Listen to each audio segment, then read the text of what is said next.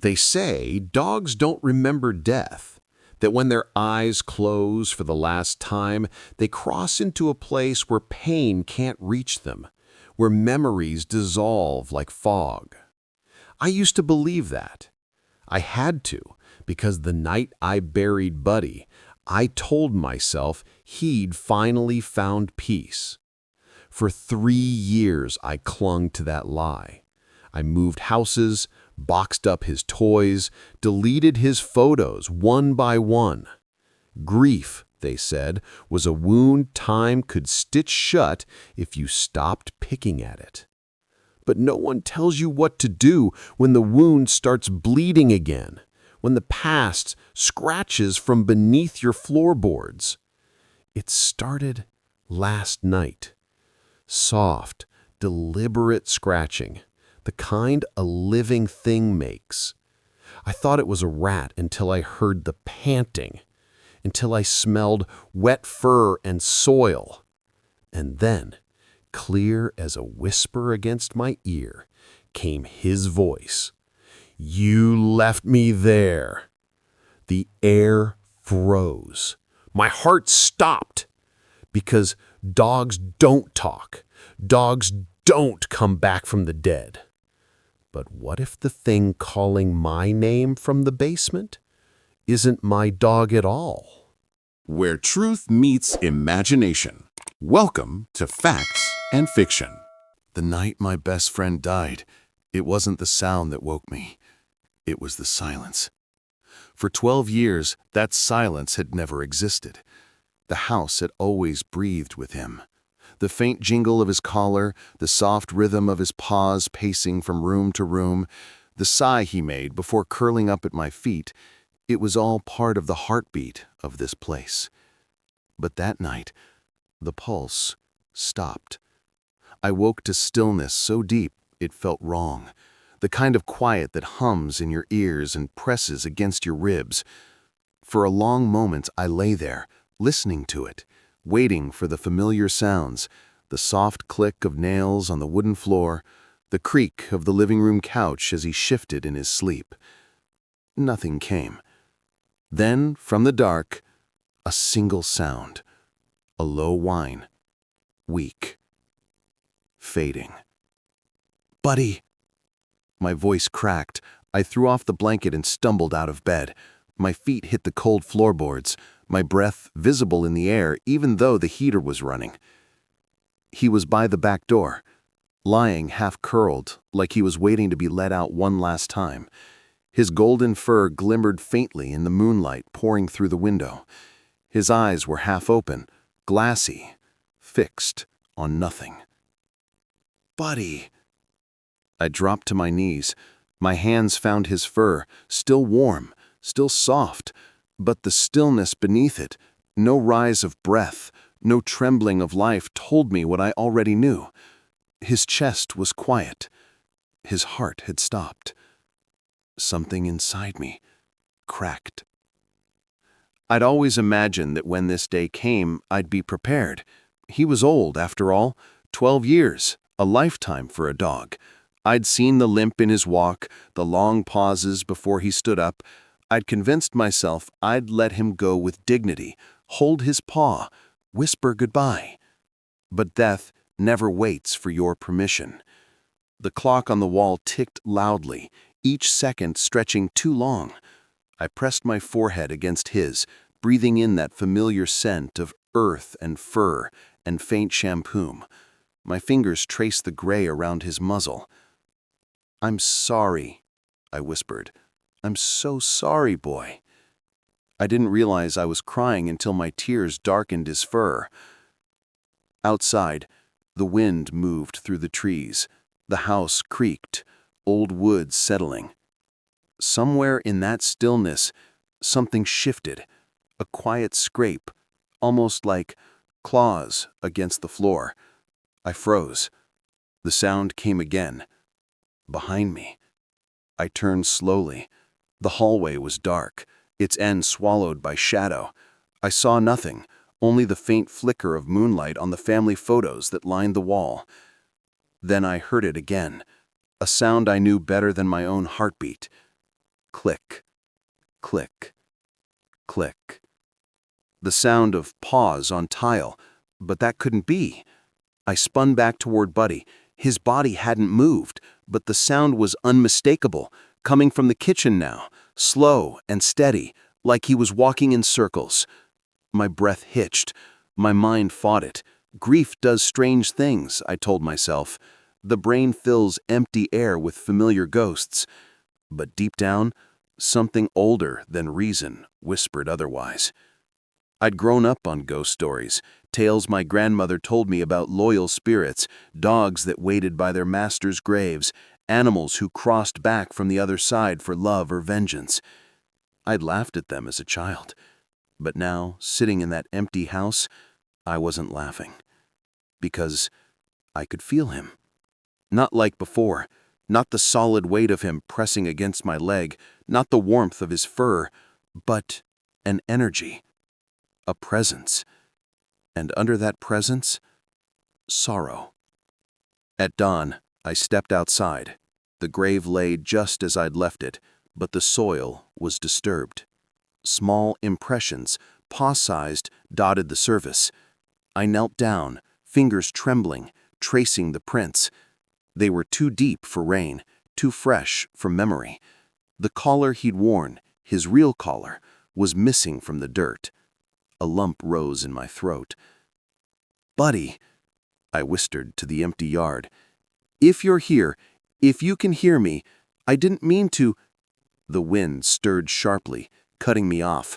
Leaves swirled, brushing my face like unseen hands. And from behind me, faint but clear, came the sound again. Click, click, click. I turned slowly. Through the glass door, inside the kitchen, stood Buddy. His golden fur was dull, streaked with mud. His head was tilted, ears perked like he used to when he heard my voice. But his eyes glowed faintly in the morning light, like two dim embers that refused to die. I couldn't move, couldn't breathe. He took a step forward. The tag on his collar jingled, soft, hollow, familiar. He took another step. My mind screamed, "Run," but my heart wouldn't let me. "Buddy," I whispered, tears spilling freely. "Buddy, is it really you?" He blinked slowly, his gaze locked on mine.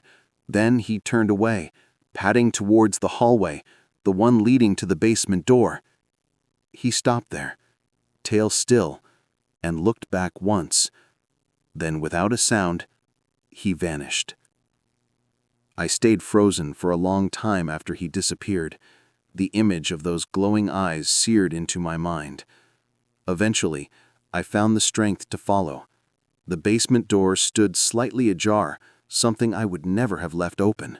My fingers brushed the handle. It was ice cold. For a long moment, I just stood there, listening. The air on the other side seemed thicker, heavier. The faint scent of damp earth drifted upward. When I finally pulled it open, the old hinges screamed in protest. A breath of air escaped from the darkness below. Cold, ancient, tinged with something metallic. I flicked the light switch. Nothing happened. The bulb had burned out. The flashlight app on my phone trembled in my unsteady hand.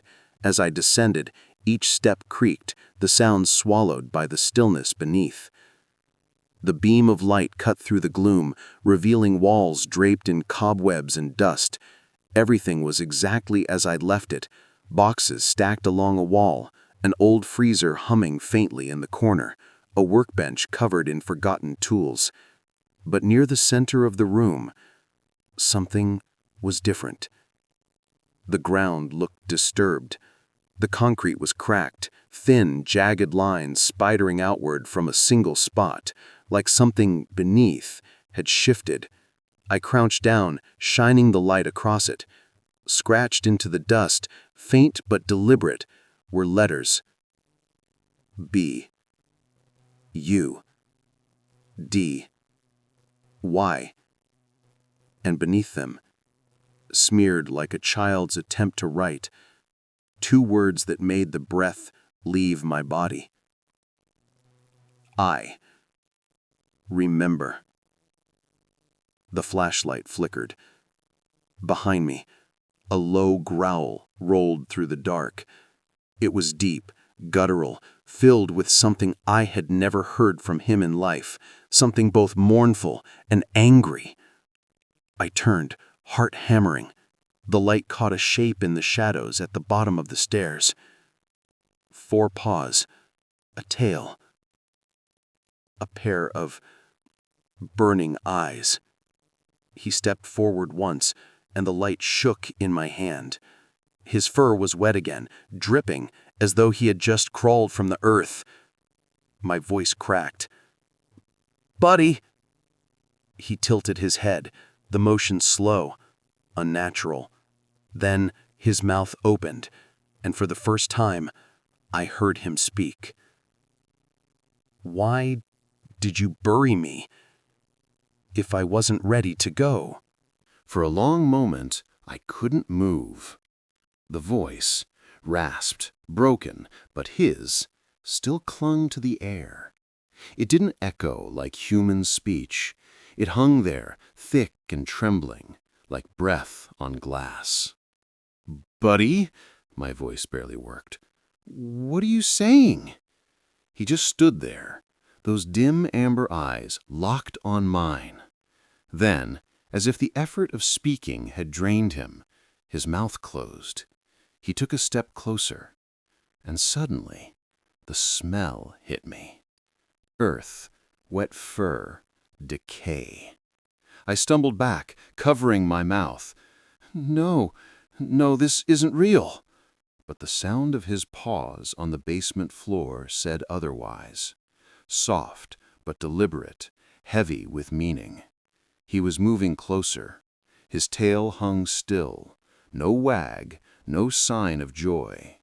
Only a low, vibrating growl that rose from deep within his chest. I lifted my flashlight, the beam shaking violently. "Stay back," I whispered, though the words felt absurd. How do you command something that shouldn't exist? He stopped. His head tilted again, the motion slow and mournful.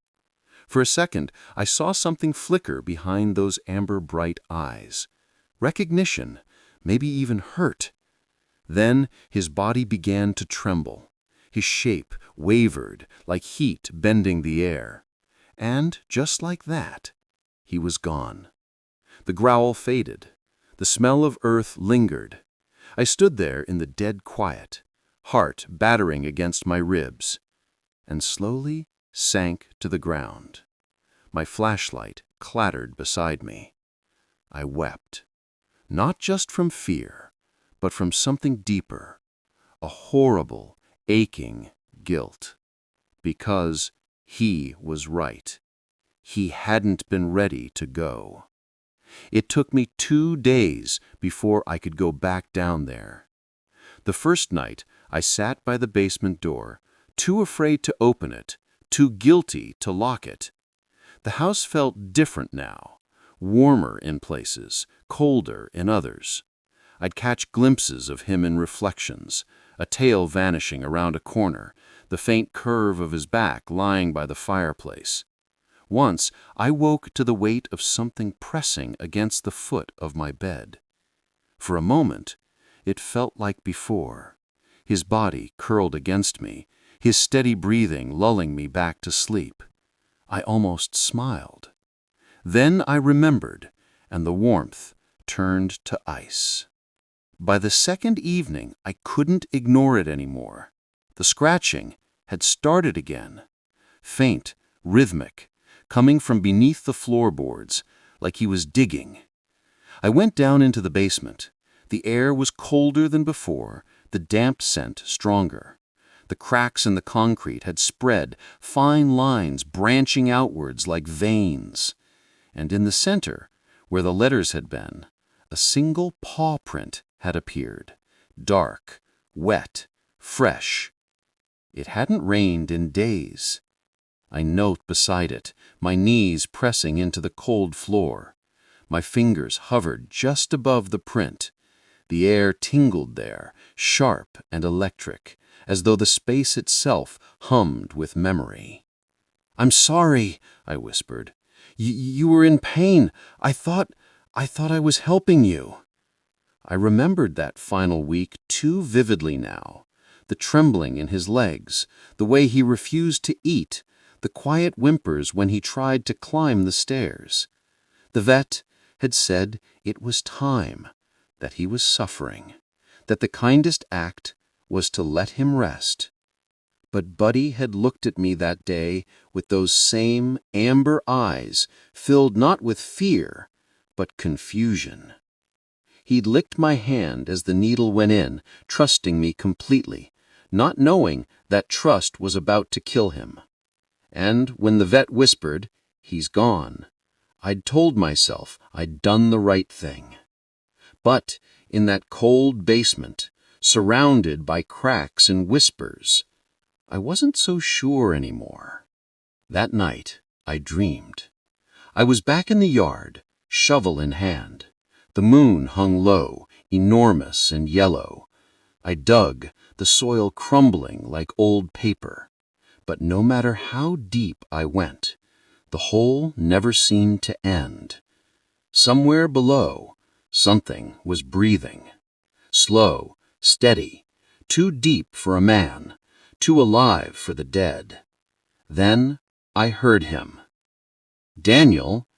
He'd never spoken my name before, not in life, not like that. The sound came from beneath the dirt, muffled but clear. "Daniel, it's dark down here." I dropped the shovel. My knees hit the edge of the grave. "Buddy, why did you leave me?" The ground shifted. The soil pulsed. "I didn't. I thought you were gone," I shouted, tears spilling freely. "Then why do I still feel it? The pain, the cold, the alone?" The earth split open, and something reached for me. I woke, screaming. It wasn't a dream. The window beside my bed was open. Dirt lay scattered across the sheets, smeared across my arms. My hands were trembling and filthy. I hadn't left the house, but the smell of fresh soil clung to me like perfume. Something was wrong. Desperate for air, I stumbled outside, barefoot, the grass damp beneath me. The grave looked untouched at first. Then I saw the faint indentations around it, paw prints again, circling. And at the center of the mound, resting perfectly still, was his toy, the old rubber bone, the one I'd buried with him.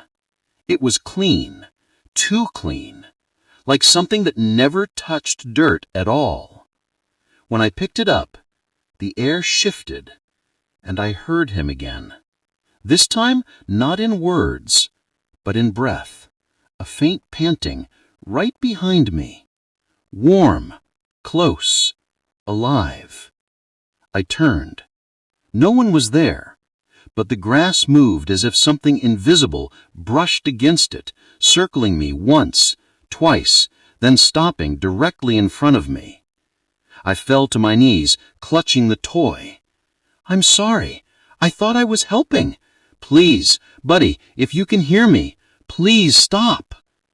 The panting grew louder, heavier, until it wasn't breathing anymore. It was growling. The sound twisted around me, vibrating in my bones. Then, just as suddenly, it stopped. Silence. And then a voice. Soft. Hurt. "You left me." The toy dropped from my hands. I couldn't tell if it had come from behind me or from inside my own mind. The next morning, I did something I swore I'd never do. I dug. The sun was barely up when I started, but I didn't care. Sweat mixed with dirt and tears. My hands blistered. I just needed to see, needed to know. The shovel hit something soft. I dropped to my knees, pulling the soil away with my hands. What I uncovered didn't make sense. The blanket was there, the toy, but the body wasn't. The grave was empty. I fell back, gasping for air. My pulse thundered in my ears. The sky above me seemed to darken, the air thick with a metallic scent. And, somewhere in the trees, a low, distant howl rose. Not quite dog, not quite human. And through the haze of panic, a realization cut through like a knife.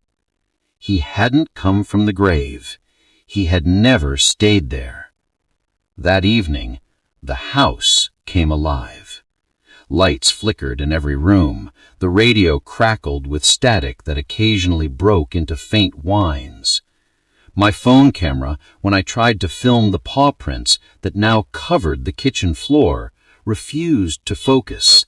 Every photo blurred, except one that froze my blood.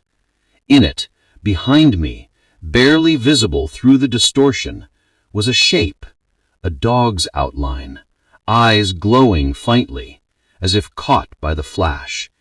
He was standing exactly where he always used to wait for me when I came home. I stopped sleeping, stopped eating. I began talking to him, leaving food out, opening doors, begging him to forgive me. Some nights, I heard scratching at the door again. Sometimes, a soft thud as if something heavy had lain down beside it. And sometimes when I dared to whisper his name, I swore I heard him breathe. Then came the whisper I couldn't ignore. It came one night from the basement, soft